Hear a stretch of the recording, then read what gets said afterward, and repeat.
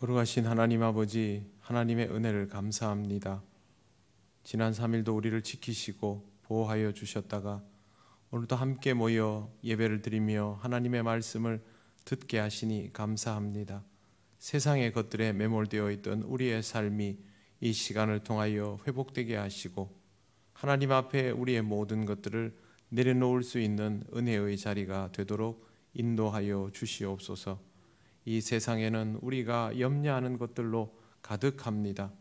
우리의 노력으로도 답을 얻지 못하는 것들 뿐이오니 하나님께서 우리로 하여금 답을 알게 하시고 하나님의 답을 따를 수 있는 지혜가 있도록 인도하여 주옵소서. 우리 통영교회 모든 성도들의 삶을 지켜주시며 하나님께 더욱 의지하는 삶이 되게 하여 주시옵소서. 추워진 날씨 가운데에도 건강을 지킬 수 있게 하나님께서 보살펴 주시기를 원합니다. 병중에 있는 분들도 많이 있습니다. 하나님 아버지, 그들의 아픔과 위중함을 하나님께서 친히 만져주셔서 치유되고 회복되게 하시며 하나님의 역사가 드러나도록 인도하여 주시옵소서.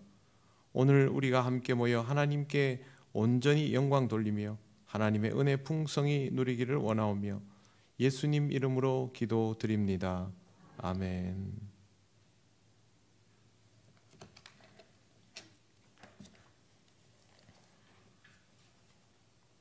하나님 말씀 민수기 3장 40절에서 51절입니다. 이 말씀은 구약 성경 198쪽에 있습니다.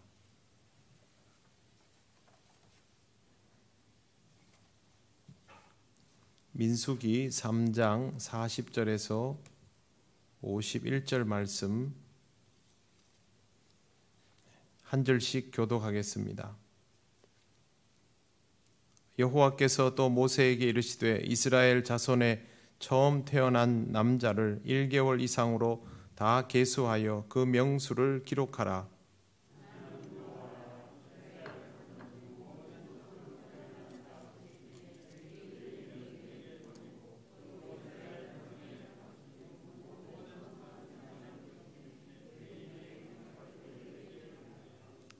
모세가 여호와께서 자기에게 명령하신 대로 이스라엘 자손 중 모든 처음 태어난 자를 계수하니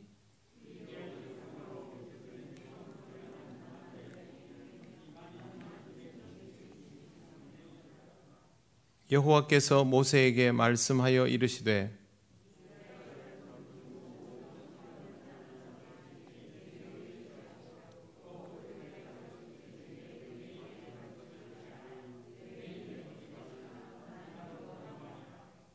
이스라엘 자손의 처음 태어난 자가 레위인보다 273명이 더 많은 즉 속전으로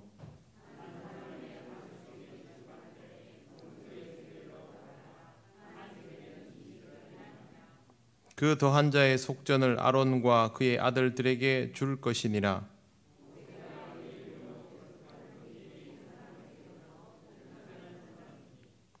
곧 이스라엘 자손의 처음 태어난 자에게서 받은 돈이 성소의 세겔로 1365세겔이라.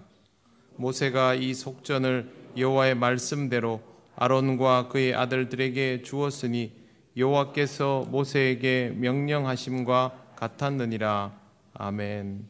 기도드리겠습니다.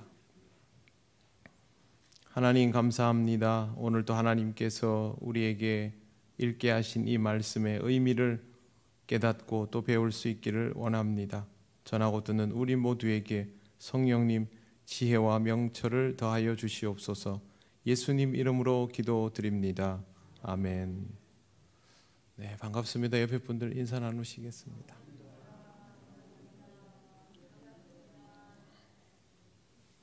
지금 밖에 몇 도인지 아십니까? 조금 전에 제가 교회 오면서 보니까 4도였습니다. 차의 온도가 아마 내일 새벽이 되면 좀 더 내려갈 텐데요. 한겨울 추위보다 지금 같은 추위가 건강을 더 해칠 수 있습니다. 그래서 항상 건강에 유의하시고 교회 오실 때 연세 드신 분들은 될 수 있으면 모자를 쓰고 오시는 게 좋습니다. 이쪽 혈관들을 보호를 하실 필요가 좀 있습니다. 건강 잘 챙기시기를 바랍니다.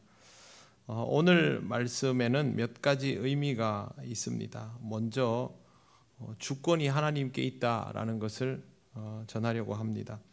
출애굽 과정을 보면 우리가 주목해야 할 부분들이 있는데, 이스라엘이 어떻게 성장해 나가는가 하는 것, 그리고 하나님은 이스라엘의 성장을 위하여 어떤 것을, 무엇을 하셨는가라는 것, 그리고 하나님께서 이스라엘에게 강권하시는 것은 무엇인가, 이런 부분들이 주목할 부분입니다.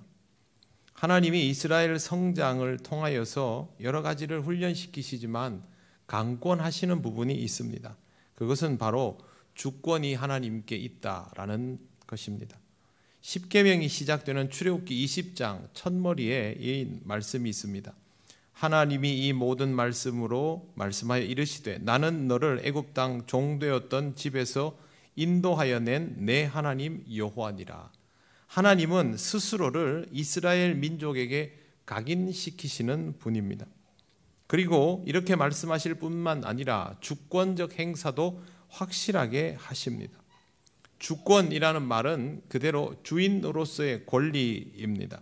로마 제국에서는 주권이 백성에게서 황제에게로 양도되었습니다. 그리고 현대 사회를 제외한 대부분의 시대에서 주권은 통치자에게 있었고, 현대 사회에서도 할 수만 있다면 통치자들이 주권적 행사를 하고 싶어 합니다. 그렇지만 이 시대는 명백히 주권이 백성, 국민에게 있습니다. 그런데 이 모든 시대와 역사적 특징에 상관없이 하나님을 믿는 자의 주권은 하나님께 있습니다. 사실상 모든 것의 주권이 하나님께 있지만 하나님을 믿지 않는 자들은 이것을 받아들이지 않으니까 그들은 일단 제외시켜 놓고 하나님을 믿는 자의 주권은 하나님께 있습니다. 이것을 하나님은 이 땅의 백성과의 관계성을 시작하실 때부터 강조하셨던 것입니다. 그렇다면 하나님의 주권은 사람의 목숨을 마음대로 가져가시는 그러한 형태인가? 아닙니다. 오히려 그 반대입니다. 그 주권으로 자기 스스로를 해롭게 하는, 죄 가운데로 몰아넣어가는 인간을 살리시고 회복시키는 데에 사용하셨습니다. 우리는 독생자를 보내셔서 십자가를 지게 하신 것을 통하여 하나님의 주권이 어떤 방식으로 사용되는지를 이미 잘 알고 있습니다. 이게 우리한테는 확실하게 유익한 것이죠. 이 유익을 얻으려면 하나님의 주권이 우리에게 유효해야 합니다. 그래서 하나님은 우리 앞에서 주권적인 행사를 하시는 것입니다. 주권은 결국 소유권이 됩니다. 그렇기 때문에 하나님은 소유권을 명백히 하십니다. 그 증거로 우리가 그동안 읽어온 것처럼 이스라엘 백성 중에서 레위인을 내 것이다 라고 말씀하신 것입니다. 오늘 우리가 읽은 말씀에도 이스라엘 모든 남자를 1개월 이상 다 계수하고 명수를 기록하라. 그 다음에 나는 여호와라 이렇게 나옵니다. 결국 하나님은 이렇게 스스로를 밝히시고 주권을 다시 한번 확인시켜 주시며 그 다음 선포가 이스라엘 모든 처음 태어난 자 대신 레위인을 내게 돌려라. 레위인의 가축도 내게 돌려라. 이렇게 주권과 소유권을 명백하게 하시는 것입니다. 인류는 지구상에서 가장 강력한 존재입니다. 우리가 제일 강하면 당연히 우리가 주도적이려고 하지 않겠습니까? 역사는 이미 인간이 주도하려고 몸부림을 친 기록으로 가득합니다. 이런 인류 앞에서 하나님께서 보이지도 않는 존재이면서 우리에게 믿음을 요구하시고 주권은 너에게 있는 것이 아니라 나에게 있다라고 말씀하시면 이게 받아들여지는 것이 쉽지 않습니다. 시대가 여러분 어떻습니까? 점점 무신론을 향하여 나아가고 있지요. 사람들이 이제는 무신론이 자연스러워졌습니다. 고대인들, 중세인들은 그렇지 않았습니다. 어떤 형태로든 신의 존재를 인정하는 것이 당연했고 내가 받아들일 수 있느냐 없느냐의 문제였죠. 하지만 지금은 하나님을 믿는 자의 자녀들조차도 무신론적 사고에서부터 출발해버리는 경우가 허다합니다. 그럼에도 불구하고 하나님은 지금 이 시대 속에서도 여전히 주권적 행사를 하십니다. 이 주권적인 특징이 어디에서 드러나느냐? 인간의 한계 앞에서 드러나게 됩니다. 인간의 한계 앞에서 이루어지는 자연의 일들을 보면서 결국 우리는 하나님의 자연을 통한 계시들을 성경 속에서 기억으로 떠올려낼 수밖에 없게 되는 것이죠.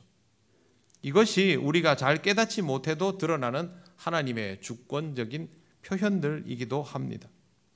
그래서 우리는 이 말씀을 보면서 우리에게 너무도 당연하게 느껴지는 만물의 영장으로서의 주권, 그 주권에 대해서 다시 한번 생각하고 하나님 앞에서 이것을 내려놓을 줄 알아야 합니다. 두 가지를 꼭 기억하시길 바랍니다. 첫째, 하나님은 주권자이실 수밖에 없다라는 것. 두 번째, 하나님이 주권자이신 것이 우리에게 유익이다라는 것. 이 두 가지를 기억해야만 우리의 어리석음을 막을 수 있습니다. 사실 인간은 아직도 한참 멀었습니다. 코로나를 막습니까? 수소폭탄을 막습니까? 자연재해를 막습니까? 전쟁을 막습니까? 하나도 막지 못합니다. 그만큼 우리는 여전히 한참 미숙한 존재들입니다. 다른 동물들보다 우위를 점하고 있다고 하여서 여기에 빠져서 또 문명과 문화를 가지고 있다고 하여서 여기에 취해서 그렇게 살아갈 것이 아니라 만물을 만드시고 새롭게 하시는 하나님의 역사를 우리 한계를 통하여 다시 한번 깨닫고 또 하나님의 주권을 인정할 필요가 있습니다. 하나님께서 우리에게 요구하시는 것은 순종입니다. 복종이 아닙니다. 그렇기 때문에 순종의 의미를 잘 알 수 있어야 합니다. 하나님 앞에 순종하는 것을 제일 잘 하려면 하나님을 알아야 합니다. 하나님의 의도를 알아야 하고 그 의도를 헤아릴 수 있어야 합니다. 여러분 잘 아시는 요한 칼빈, 장 깔뱅이라고 하죠. 이 사람이 믿음을 뭐라고 표현했냐 하면요, 하나님을 아는 지식이라고 표현했습니다. 우리는 믿음이 지식이라고 생각하지 않지요. 그런데 이 사람은 하나님을 아는 지식이 믿음이다라고 표현했습니다. 이 말의 의미가 무엇인지를 잘 생각을 해보시기를 바랍니다. 하나님을 모르고는 하나님을 받아들일 수가 없습니다. 하나님께서 강권적으로 역사하셔서 내가 저항할 수 없게 되는 그 순간만을 가지고 하나님을 받아들였다라고 말할 수는 없습니다. 그게 아니라 우리의 삶의 시작과 끝, 내용까지도 하나님을 받아들이게 되었을 때 그게 받아들여졌다라는 것인데, 여러분 하나님이 무엇을 요구하시는지를 알지 못하고 하나님을 받아들일 수 있습니까? 불가능하죠. 그래서 맹목적 복종이 아니라 하나님을 알고 헤아리기에 내가 기꺼이 즐거운 마음으로 그렇게 받아들일 수 있는 신앙이 되어야 하는 것입니다. 지금 하나님께서 이스라엘을 훈련시키고 계시죠.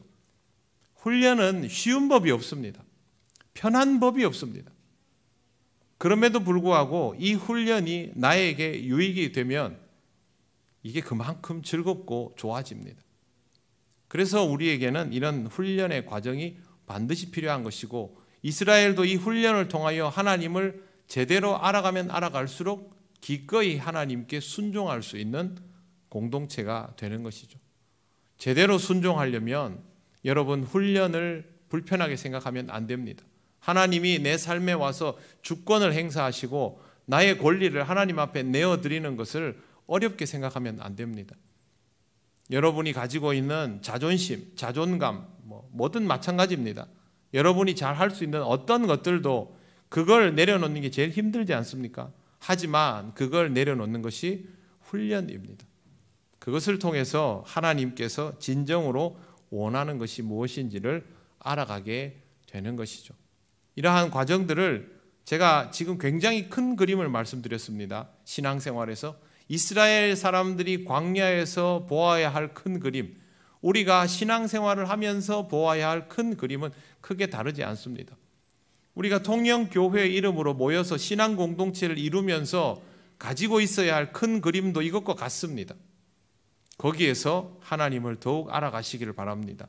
그리고 하나님께 맞추어 가시기를 바랍니다. 우리가 같이 잘 알아가고 잘 맞추어 갈수록 교회 안에서 연합과 일치를 이루어 갈 수 있게 되는 것이고, 그것이 우리의 삶 속에서는 나중에 굉장히 든든한 토대가 된다는 것도 꼭 기억하시기를 바랍니다. 하나님의 주권적 행사는 레위인을 취하는 것이었습니다. 그런데 46절 한번 보십시오.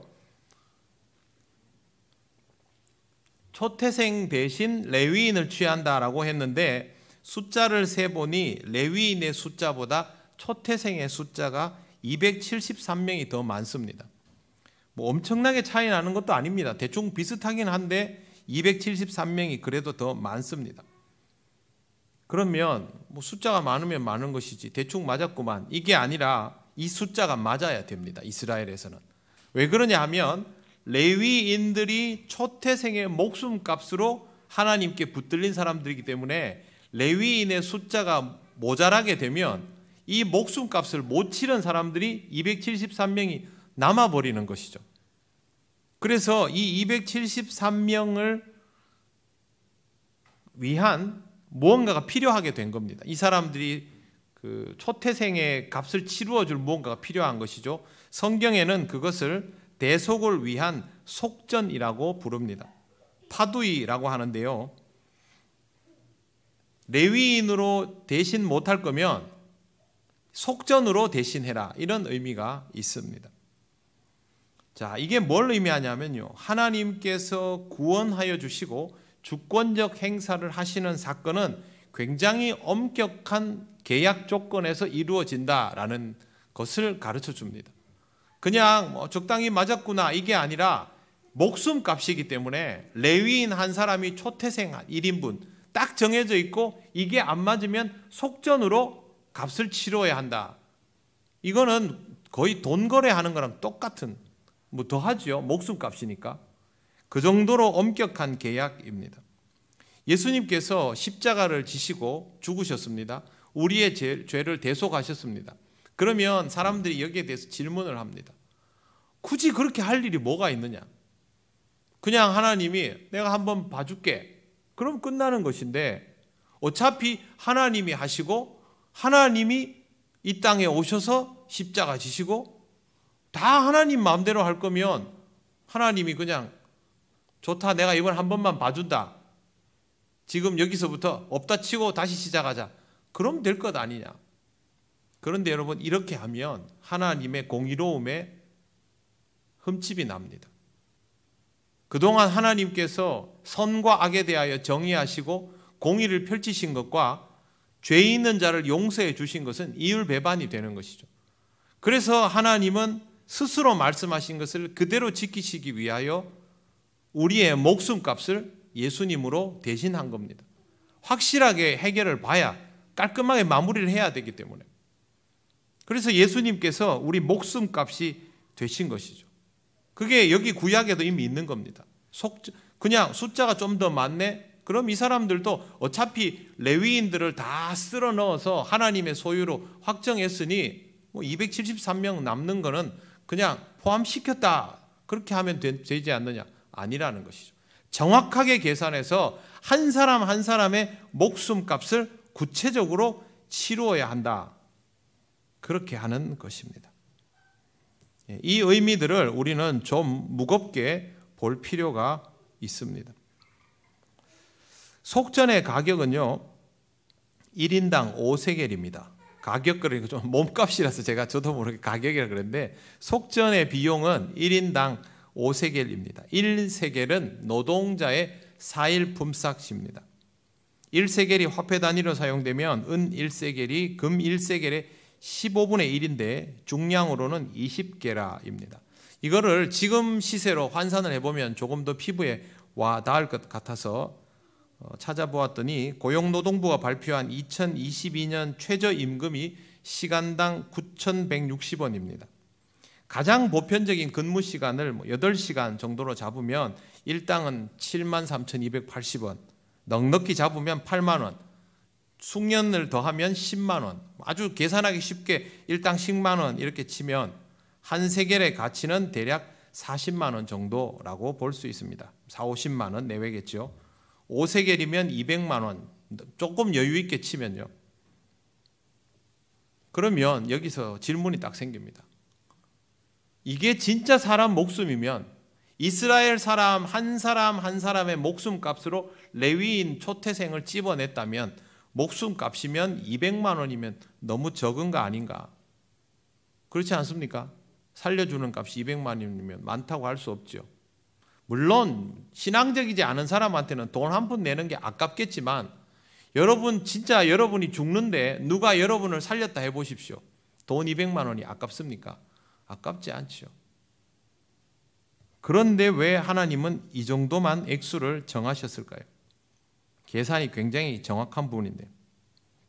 속전은요, 목숨값이긴 하지만 가격을 맞춘 것이 아니라 하나님의 은혜를 잊지 않도록 하기 위해서 내도록 만드신 것입니다. 이게 목적입니다. 그렇기 때문에 사실 이게 얼마인가는 그렇게 중요하지 않습니다. 하나님께서 속전을 요구하셨고 하나님을 믿는 사람은 속전을 내야 한다는 것만 중요한 것이죠. 하나님으로부터 구원을 받은 사람은 하나님께서 구원해 주셨다라는 사실을 잊지 말아야 합니다. 그게 중요한 겁니다. 그 다음에 그 사람이 뭐 헌금을 얼마 할 건가, 헌신을 어떻게 할 건가, 하나님의 역사에서 내가 얼마나 하나님 앞에 내 삶을 내어놓을 건가, 그건 그 사람 믿음의 분량대로 하게 되어 있는 것이기 때문에 그걸 여기서 논할 필요는 없습니다. 중요한 것은 하나님이 나를 구원해 주셨다라는 이 명백한 사실을 내가 잊지 않고 진심으로 감사하고 있는가. 그게 바로 속전의 진짜 의미입니다. 우리도 하나님께 구원받은 사람들이기 때문에 하나님께서 우리를 구원하여 주셨다라는 것을 잊지 말아야 합니다. 그리고 거기에 맞게 신앙생활을 하면 됩니다. 헌금은 뭘까요? 헌금도 똑같은 의미입니다. 여러분, 하나님 앞에 진심으로 내가 하나님께 고맙다라고 그렇게 표현하고 싶은 마음이 있어서 하나님께 영광을 돌립니다라고 헌금을 할 때 그 마음이 있어야 헌금이 진정성이 있는 것이죠. 액수는 그 다음 문제이죠. 그러니까 이거와 똑같은 개념이 되는 겁니다. 헌금을 뭐 액수를 많이 하면 그 헌금은 값어치 있는 헌금이 되고 액수가 적으면 값어치 없고 그렇지 않지 않습니까? 그래서 하나님 앞에는 헌금이든 헌금을 하든 헌신을 하든 무엇을 하든 하나님께서 내게 구원의 은혜를 베풀어 주셨기 때문에 내가 이것을 잊지 않고 있고 잊지 않고 살아가려면 하나님께 감사하는 마음이 있어야 하며 이런 감사의 마음이 있는 사람이라면 내 행동은 이렇게 될 수밖에 없다라고 하면서 신앙생활을 해야 합니다. 그게 자연스럽고 여러분도 기쁘고 하나님도 기쁘시게 받는 삶이 되는 것입니다. 헌금할 때는 항상 이 개념을 명백하게 기억하면서 하시기를 바랍니다. 물론 살아가다 보면 여러 가지 어렵고 힘든 상황과 조건들이 오지요. 그때는 무엇보다도 여러분의 마음을 먼저 지키시기를 바랍니다. 나머지는 따라가게 되어 있습니다. 자, 그 다음에 이렇게 바쳐진 속전은 어디에 쓰일까? 48절을 보십시오. 그 더한 자의 속전을 아론과 그의 아들들에게 줄 것이니라. 속전의 용도는 무엇일까? 성막 유지비입니다. 출애굽기 30장 16절을 제가 한번 읽어 드릴 테니까 잘 들어보십시오. 너는 이스라엘 자손에게서 속전을 취하여 회막 봉사에 쓰라. 이것이 여호와 앞에서 이스라엘 자손의 기념이 되어서 너희의 생명을 대속하리라. 회막 봉사비라는 말은 회막을 관리하는 데 사용되는 비용을 말합니다. 구체적인 건 잘 모릅니다. 유지 보수비 들어갈 것이고요. 또 회막에서 봉사하는 특히 제사장들이 사용하는 여러 가지 것들에 대한 비용도 여기에 포함이 되어 있다라고 해석을 합니다. 이런 모든 것들을 위해서 재정을 비축해 두고 사용을 하는 겁니다. 근데 여기에 더 중요한 의미가 있죠. 마지막에 제가 읽어드린 것처럼 이스라엘 자손의 기념이 되어서 너희의 생명을 대속하리라. 돈이 중요한 게 아니라 대속의 용도로 속전이 바쳐지고 있다는 것이 출애굽기에도 한 번 더 기록이 되어 있습니다. 또 하나 기억할 것은 이것이 아론과 아들들에게 맡겨졌다라는 것입니다. 조금 이따가 한 번 더 설명을 드리겠습니다. 50절에 보면 초태생에서 받은 돈이 성소 세겔로 1365세겔이라고 합니다. 그러면 지금 이 시대의 돈으로 합치면요, 이게 거액입니다. 엄청난 돈이 됩니다. 그 당시에는 이게 거액 아니겠습니까? 거액이죠.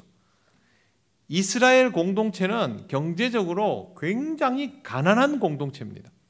그렇기 때문에 역사 속에서 출애굽했던 이스라엘을 일컬어서 천민 집단이라고 불렀습니다.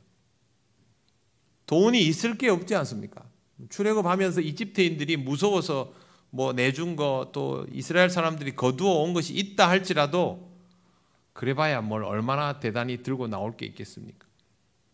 그런데 이스라엘은 부유할 수가 없고, 실제 고고학 발굴에서도 이스라엘이라는 국가가 주변에 있는 국가들보다 부유했다라는 기록은 별로 없습니다.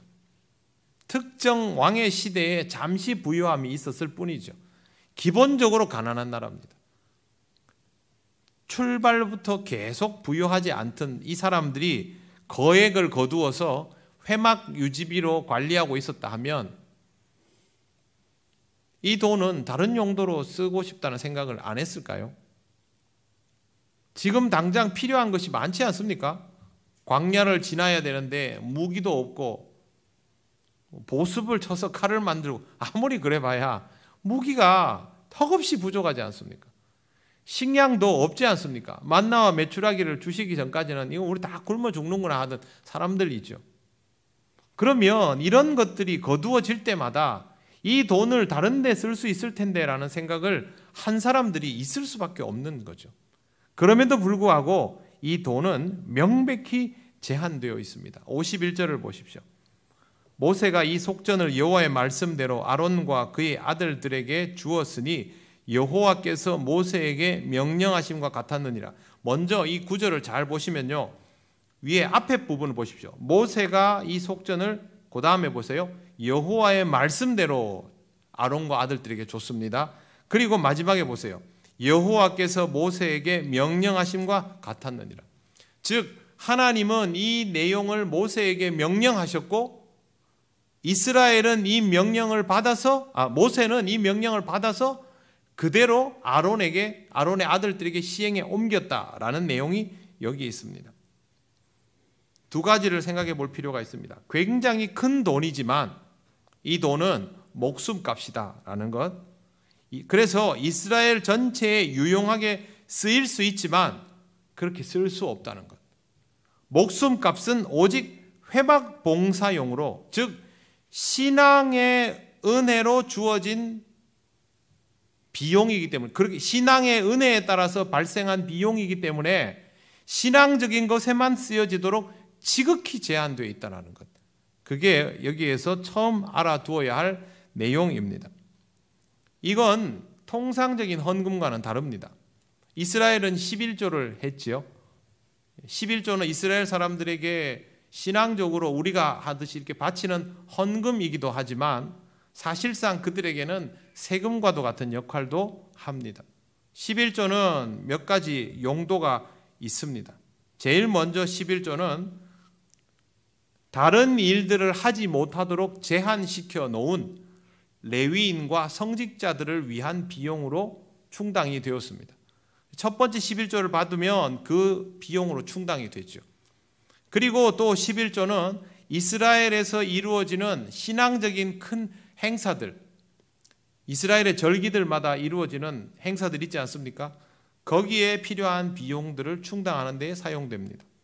그리고 또 11조는 가난한 사람들을 구제하는 용도로 사용이 됩니다.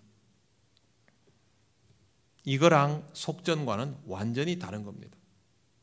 11조의 용도가 따로 있고 속전의 용도가 따로 있습니다. 왜? 속전은 말 그대로 목숨값이라서 그렇습니다. 본문은 성소의 세겔이 얼마인지 구체적으로 밝혀두지만 밝혀둔 이유는 이것이 명백한 역사 기록이다라는 것을 확인시켜 주려고 액수를 써놓은 것이지 액수가 중요해서 써놓은 것은 아닙니다. 그래서 제가 좀 전에 1세겔이 얼마라는 단위 환산은 해드렸지만 이게 지금 돈으로 얼마인지는 굳이 말씀드리지 않았습니다. 고액인 것만 말씀을 드렸습니다. 이 돈의 목적을 거듭 말씀드리면 하나님께 구원받은 사람은 반드시 목숨값을 치루어야 한다라는 걸 분명히 가르치려는 것입니다. 그들은 이집트에서 구원받았고 우리는 죄와 사망에서 구원받았습니다. 그런데 이 사람들이 이집트에서 구원을 받은 것도 사실상 죄와 사망에서 구원받는 역사이니 똑같은 것이라고 봐야 합니다. 이런 하나님의 구원에는 목숨값이 있죠. 물론 우리는 구약에 있는 것처럼 성전세를 내거나 교회에서 속전의 헌금이 필요하거나 그런 것은 아닙니다. 그럴 필요가 없죠. 우리 목숨값은 예수님께서 십자가를 지고 죽으심으로 대속하셨기 때문입니다. 그렇다면 우리가 할 일은 대속하여 주신 주님의 사랑을 믿고 감사하며 우리에게 주어진 이 생명을 헛되지 않게 하는 것입니다. 하나님의 자녀답게 그리스도인답게 사는 것이 우리가 하나님께 바치는 속전입니다. 그걸 꼭 기억하시길 바랍니다. 두 번째, 이 돈은 고스란히 아론과 아들들에게 맡겨졌습니다.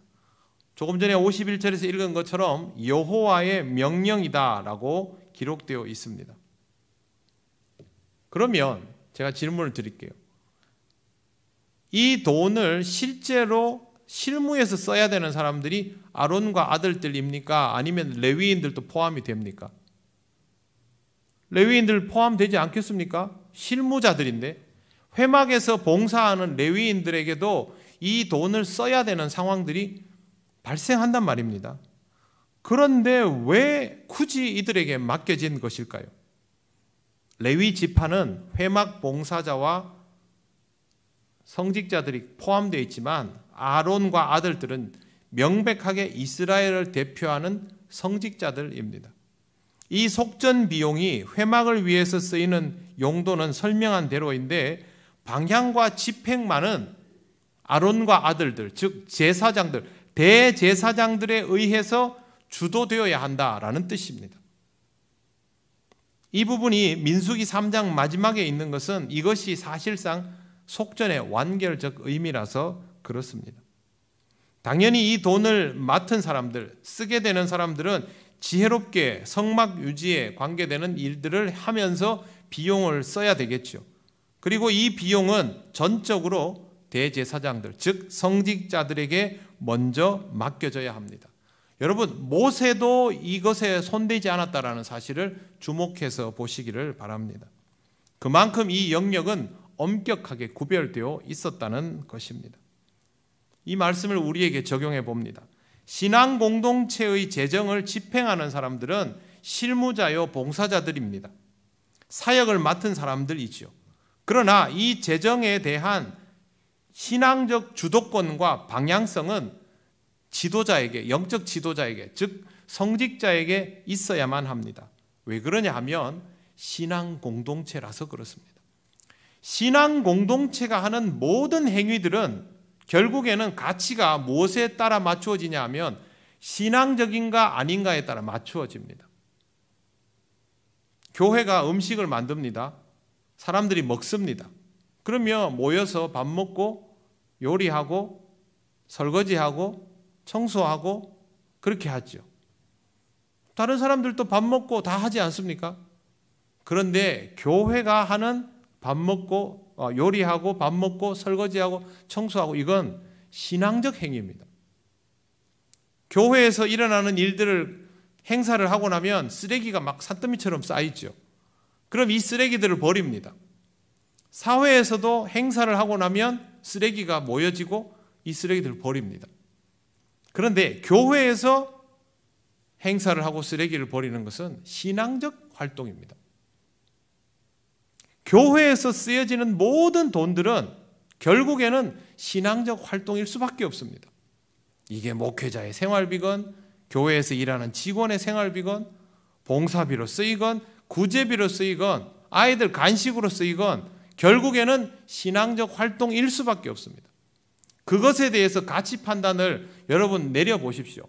그러면 마지막에는 결국 뭐가 되냐면 이렇게 우리가 이렇게 쓴 것이 신앙적으로 유익했느냐 아니냐 거기에 도달하게 되거든요.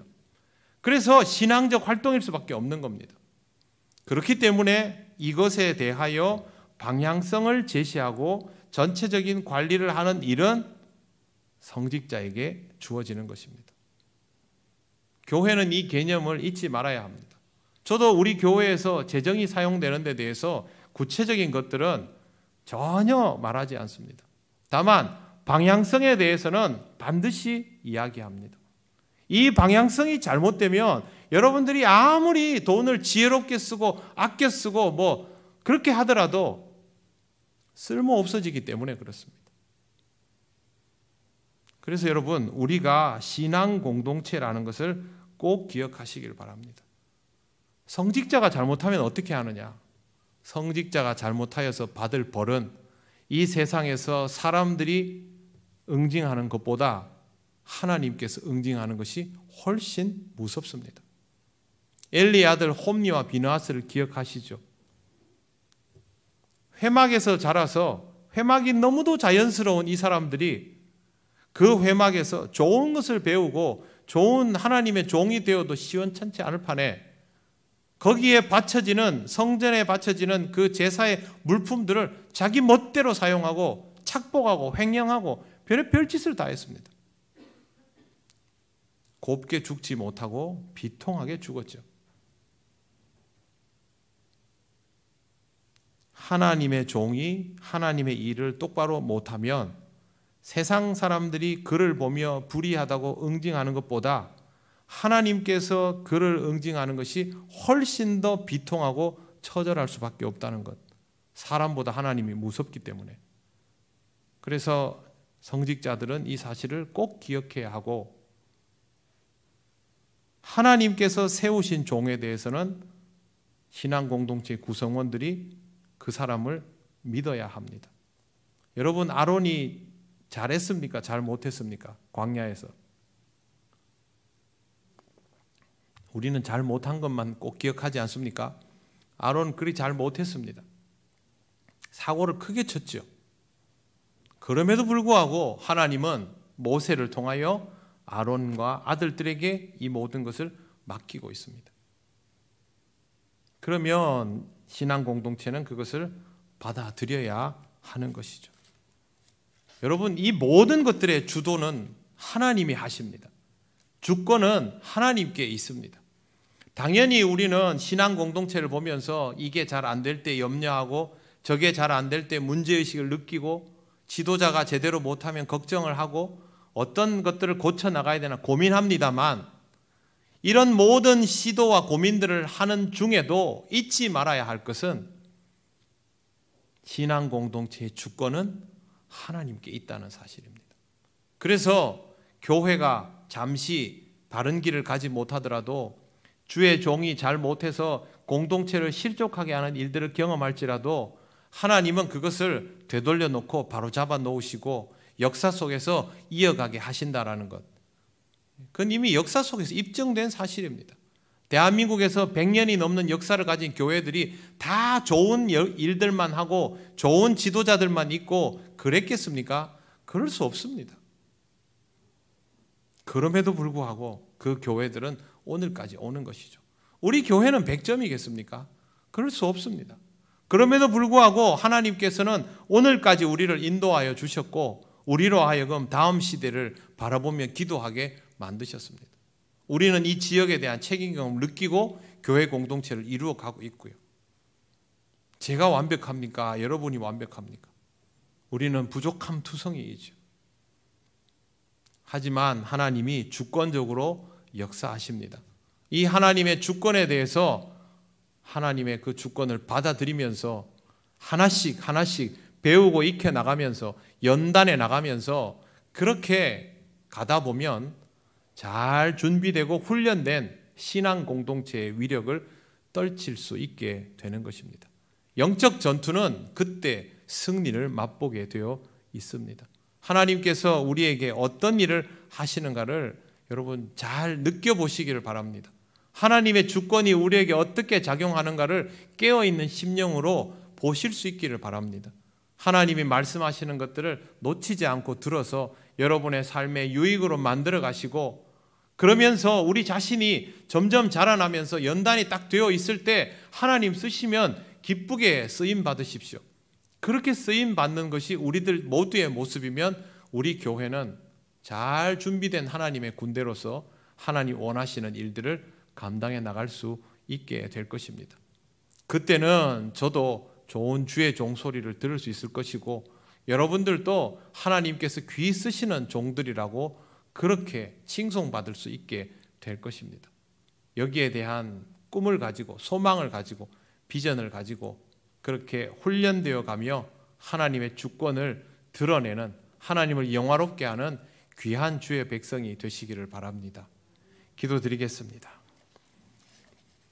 오늘 하나님께 우리 함께 이렇게 기도하면 좋겠습니다. 하나님, 우리를 지금보다 더 견고하게, 더 건강하게 만들어 주시옵소서.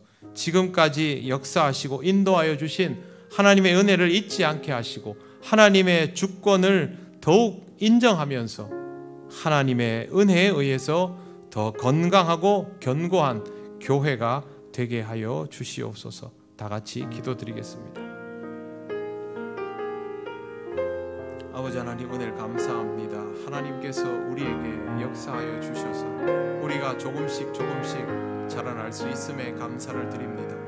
하나님의 은혜를 따라 걸어온 이 길을 하나님께서 더욱더 견고하게 하시고 하나님께 영광을 돌리며 하나님을 더욱 기쁘시게 하는 우리 통영교회가 되게 하여 주시옵소서. 하나님께서 주권을 행사하시면 그것을 순종하며 기쁘게 잘 받아들이는 훈련된 군사와 같은 우리 교회 모든 성도들 될 수 있도록 아버지 하나님 인도하여 주시옵소서. 하나님의 은혜를 따라 나아가는 우리 교회가 하나님 앞에서 더욱 아름답고 귀한 일들을 감당하며 하나님의 영광을 드러내고 하나님을 영화롭게 하는 믿음의 공동체가 되기를 원합니다. 교회의 변화와 교회의 발전과 교회의 성숙함이 우리를 통하여 드러나며 하나님의 역사하심을 입증하여 내는 아름답고 귀한 교회가 되게 하여 주시옵소서.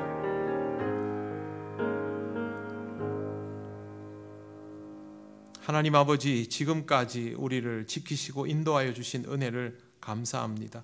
하나님의 강권하심과 주권적 은혜가 아니었다면 오늘까지 우리가 어려운 시간들을 이기며 살아갈 수 없었음을 잘 압니다. 어리석은 우리 영혼이 하나님 아버지 잊지 않게 하시고 앞으로도 기억하며 하나님의 주권을 기쁘게 받아들이는 순종의 백성이 될 수 있도록 인도하여 주옵소서. 하나님 아버지, 우리가 더욱 건강하고 견고한 교회가 되기를 원합니다. 하나님께서 우리를 쓰실 때마다 하나님의 역사하심이 우리를 통하여 드러나게 하셔서 이 땅에 하나님의 살아계심이 우리를 통해 입증되는 놀라운 은혜가 있도록 인도하여 주옵소서. 하나님, 날마다 우리를 더욱 자라나게 하여 주시기를 원합니다. 연단받고 훈련받는 것을 불편하거나 어렵게 생각하지 않게 하시고 기쁘게 받아들이며 더욱 성장하고 성숙하는 우리가 되게 하여 주옵소서. 우리 통역교회 모든 성도들이 믿음 안에서 자라나며 하나님을 더욱 기쁘시게 하는 귀한 백성들이 다 되기를 간절히 원하오며 예수님 이름으로 기도드립니다. 아멘.